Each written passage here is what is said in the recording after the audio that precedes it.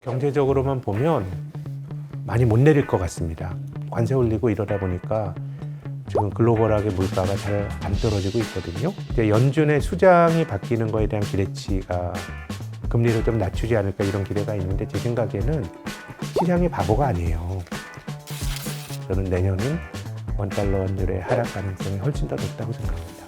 IMF 외환위기나 2008년 글로벌 금융위기 때나 봤던 환율의 레벨입니다. 한 해 한 해 놓고 본다 그러면 내년에는 뭐 그런 어떤 구조의 변화를 반영하더라도 환율의 움직임은 저는 떨어지는 쪽으로 가지 않을까.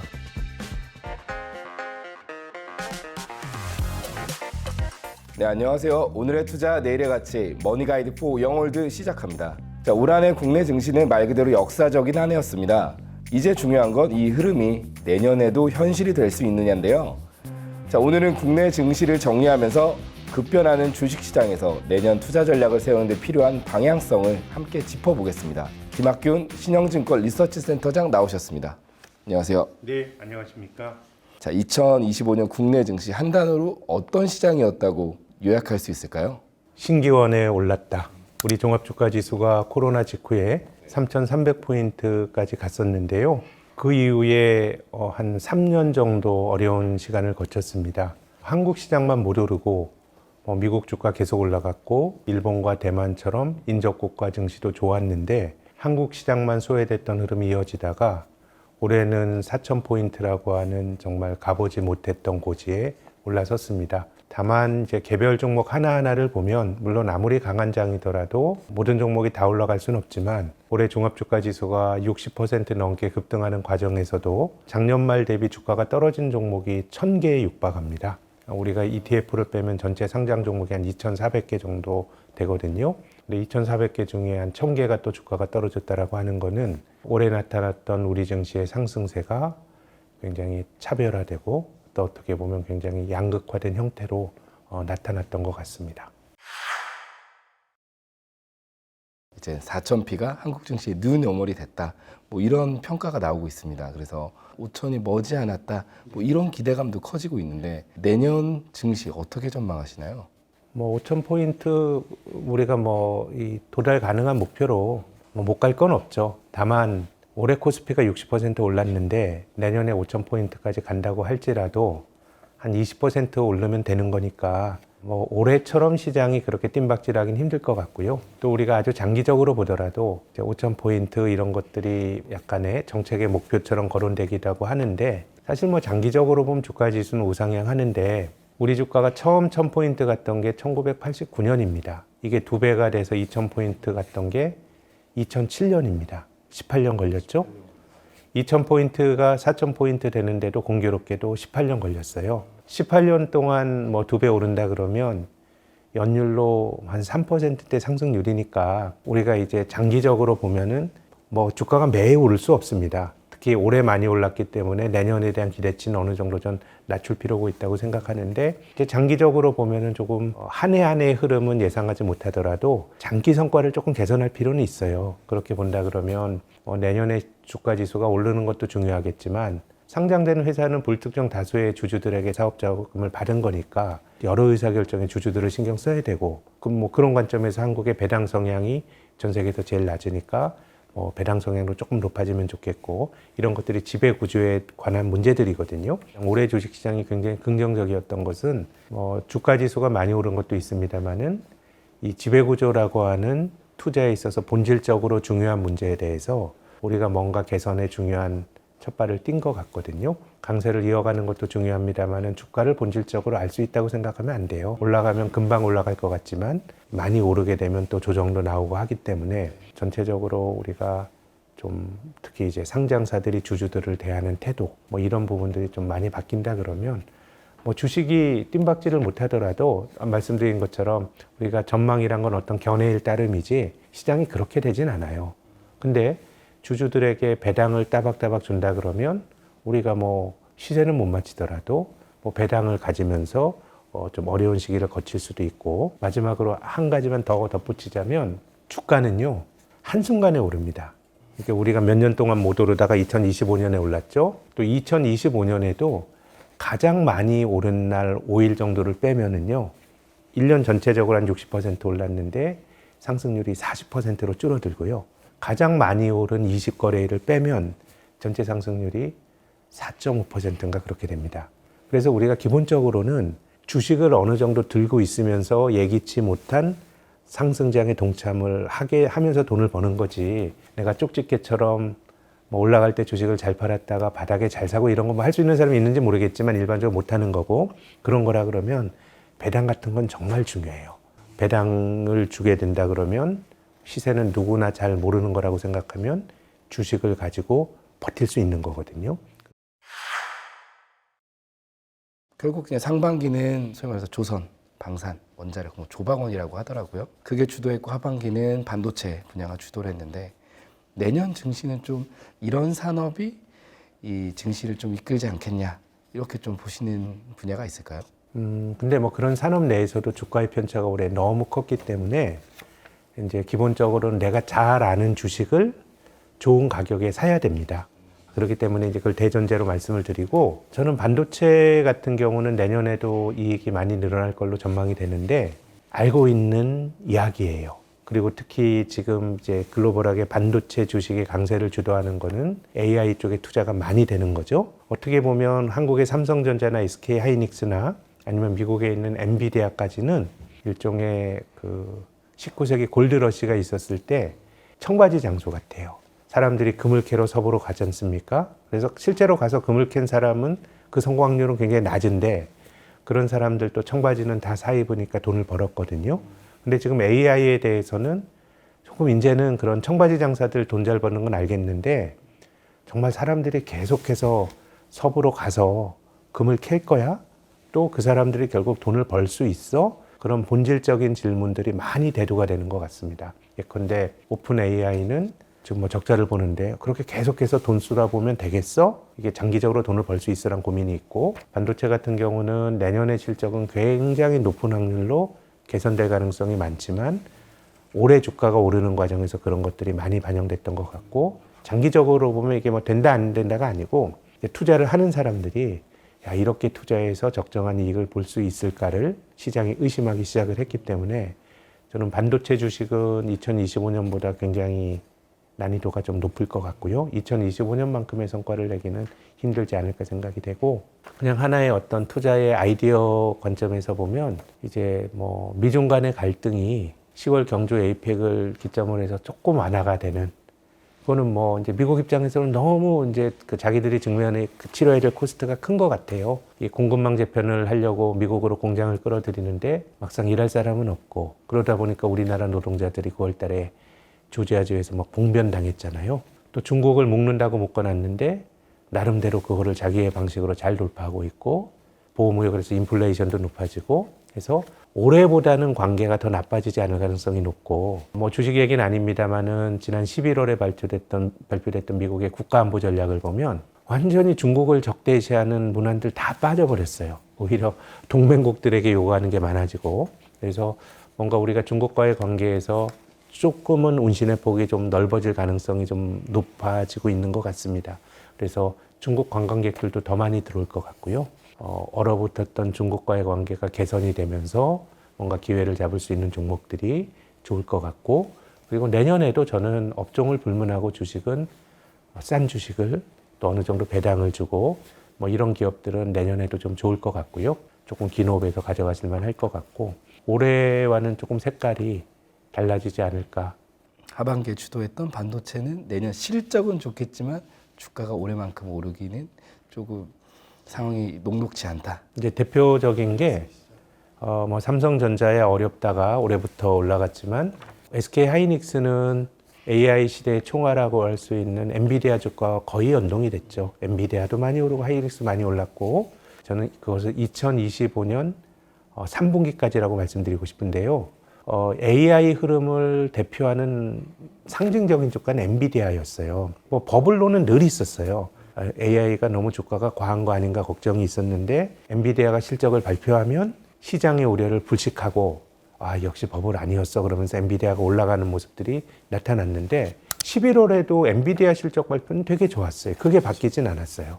근데 엔비디아 주가도 못 오르죠. 그러니까 지금은 엔비디아가 아니고 엔비디아 칩을 사 쓰는 쪽이 문제없이 계속 살 거야라는 거예요. 그래서 엔비디아 얘기 많이 늘어날 것 같아요. SK하이닉, 삼성전자도 마찬가지고. 근데 시장은 그 다음인 것 같아요. 엔비디아 실적을 가지고 좀 말씀을 드리면 그 엔비디아의 주당 순이익이 기업이 벌어들인 당기 순이익을 발행 주식수로 나눠준 거거든요. EPS라 그러죠. 엔비디아가 1월 결산 법인입니다. 그래서 2026년 1월 달에 결산을 할 때 주당 순이익이 한 4달러 50센트 정도 될 거라는 게 금융시장 예측입니다. 그럼 엔비디아 주가가 180달러 정도 하거든요. 그러면 소위 말하는 엔비디아의 PER 이게 한 40배에서 한 45배 사이쯤이 될 것 같네요. 2027년 1월 달에 엔비디아의 주당 순이익은 7불이 넘을 것 같아요.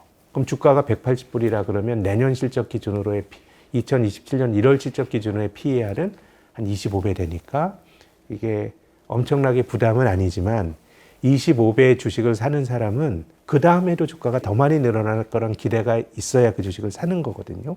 그렇게 된다 그러면 내년까지는 뭐 사람들이 칩도 많이 사놓고 재고도 가져가고 할 텐데 오히려 다음 해가 이게 계속 갈 거야 라는 건데 지금은 이제 오픈 AI 같은 거는 투자자들이 의심을 하고 오라클 같은 기업은 소위 말하는 그 아주 최첨단 그 데이터 센터를 짓는 어떻게 보면 엔드 유저죠. 그렇죠? AI 사업을 하는 여러 그룹 중에서 오라클 같은 기업은 야, 이 기업이 장기적으로 이렇게 투자하면서 살 수 있을 거냐? 그런 걱정들을 하기 때문에 아까 말씀드린 것처럼 조금 투자자들은 더 먼 미래의 이익을 가지고 그 주가의 정당성을 좀 요구하지 않을까 생각을 합니다.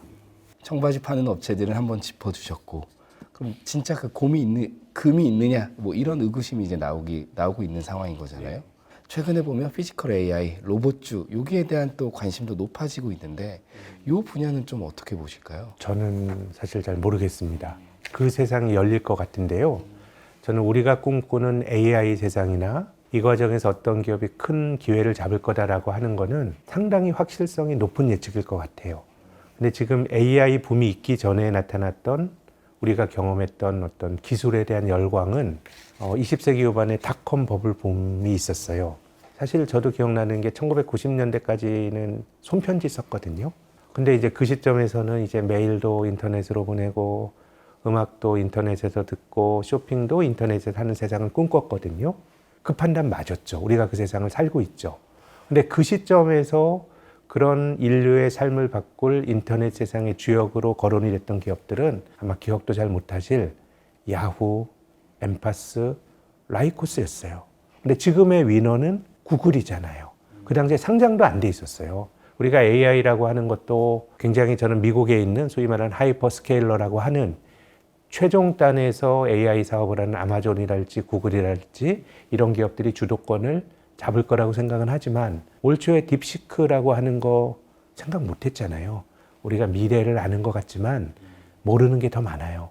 그리고 미래는 매우 가변적인 다이내믹스를 갖고 있기 때문에 그래서 저는 세상이 그렇게 바뀔 거다라고 하는 거는 굉장히 정당한 전망인데 그 안에서 어떤 기업들이 기회를 잡을까라고 하는 거는 제 생각에는 그게 분리가 될 수 있고 저는 피지컬 AI에 관한 한 어떤 기업이 위너가 될지는 뭐는 잘 모르겠고 또 여러 가지 거론되는 아이디어들이 있습니다만은 제가 볼 때는 지금에 보는 게 그렇지 4, 5년 갔을 때 그 미래가 가진 다이내믹스를 생각한다 그러면은 상당히 좀 가변적인 투자가 아닌가. 그래서 뭐 그런 걸 사는 투자가 있고요. 지금 기업이 벌어들이는 예측 가능한 이익과 배당 같은 걸 가지고 또 하는 투자가 있는 겁니다. 그래서 뭐 정답은 없습니다. 결국 세상은 결국 그렇게 바뀔 거지만 그럼요. 그 시대에 뭔가 주도권을 누가 질지, 네. 누가 어떤 기술의 우위를 갖고 시장을 선점할지 어느 기업을 고르는 건 너무너무 어렵고 리스크가 크고 불확실한. 예컨대 내년에 어떤 종목이 뭐 사람들은 제한적인 기대를 주가에 반영하는 거거든요. 그래서 굉장히 많이 오를 수도 있어요. 네.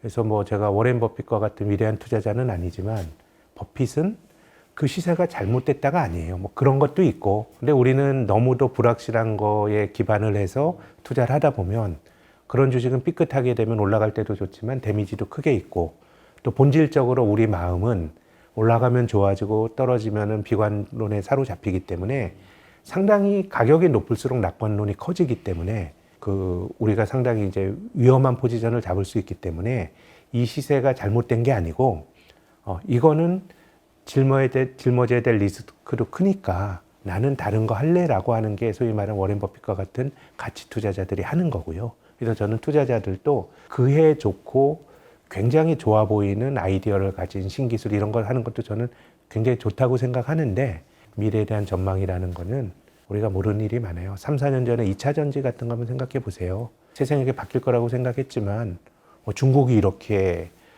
그야말로 굴기를 하고 이런 거 잘 모르는 게 많기 때문에 그래서 전 투자에 있어서는 모르는 것과 잘하는 걸 잘 구별하는 게 좀 중요하기 때문에 근데 일반적으로 한국의 개인 투자가분들은 뭐 글로벌하게 봐도 마찬가지인데 그 당시에 좋아 보이는 주식을 사는 경향들이 좀 있는 것 같아요.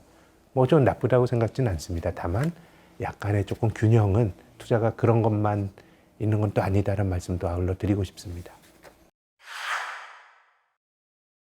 지금 환율이 어쨌든 월간 기준으로 보면 외환위기 뭐 최고 수준이라고 얘기를 하고 있는데 그래서 뭐 정부, 기업 다들 이제 환율 대응에 지금 비상이 걸렸잖아요. 그런데 근본적으로 이게 약달러라는데 우리나라 환율은 왜 오르지? 이렇게 궁금해하시는 분들이 많을 것 같아요. 지금은 달러 가치는 조금 다르게 움직여요. 유로나 이런 거에 비해서는 달러가 조금 약하고 위안에 대해서도 많이 약하죠.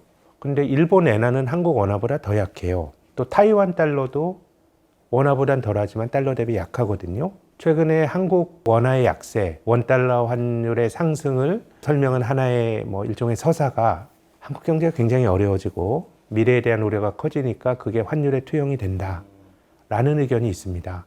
뭐 부분적으로 맞다고 생각해요. 근데 저는 그 견해에 100% 공감하지 않는 거는 요즘 뭐 글로벌 경제가 미국 빼곤 다 어렵고 한국만 어려운 건 아니고 그래도 비교적 괜찮은 걸로 평가받는 나라가 대만이에요. 우리가 사실 뭐 일본을 배우자 이런 건 과거에 있었지만 최근에 대만이 괜찮고 대만에서 배워야 된다 이런 얘기를 하거든요. 2025년 대만의 GDP 성장률 전망치가 5.8%예요. 그리고 대만의 GDP 대비 경상수지 흑자가 지난 3분기 말에 16%가 넘었어요. 사상 최대 규모고요. 우리나라 외환 보유액 부족하다라고 주장하시는 분들 계시죠. 한국 외환 보유액보다 대만은 40%가 더 많아요. 6천억 달러예요. 근데 대만 달러는 왜 약하나요? 그러니까 지금은 글로벌 공통의 어떤 리저널한 힘이 작동하는 것 같습니다. 예를 들어서 엔화가 약해진다 그럴 때 원화도 어느 정도 같이 약해져야 수출 경쟁력이나 이런 게 유지가 되는 겁니다. 물론 대전제는 환율은 사실 올라가도 문제고 떨어져도 문제거든요. 근데 우리는 올라가는 거에 대해서 경각심을 가져야 돼요. 왜냐하면 원달러 환율이 올라간다라고 하는 건 우리가 원화는 한국은행이 찍어낼 수 있지만 달러는 우리가 만들어낼 수 없거든요. 환율이 올라간다라는 건 우리가 국제사회에서 교류하면서 살아가는데 필요한 달러를 구하는데 코스트가 높아진다는 얘기예요. 우리 몇 해 전엔 1,100원만 줘도 1달러 구할 수 있었는데 지금은 1,480원을 줘야 1달러를 구할 수 있잖아요. 그래서 한국 경제에서 큰 문제가 생길 때는 환율이 올라가면서 현대사의 가장 큰 경제 위기가 외환 위기라고 부르지 않습니까? 원달러 2,000원까지 갔었잖아요. 때문에 이제 우리가 환율이 올라가는 거에 대해서는 경각심을 가지고 봐야 되고 또 환율이란 건 본질적으로 국가 간의 경쟁력의 차이입니다. 그러니까 미국과 한국을 비교해 보면 코로나 이후로 약간의 이제 변화가 나타나고 있어요. 우리나라 경제 성장률이 늘 미국보다 높았죠.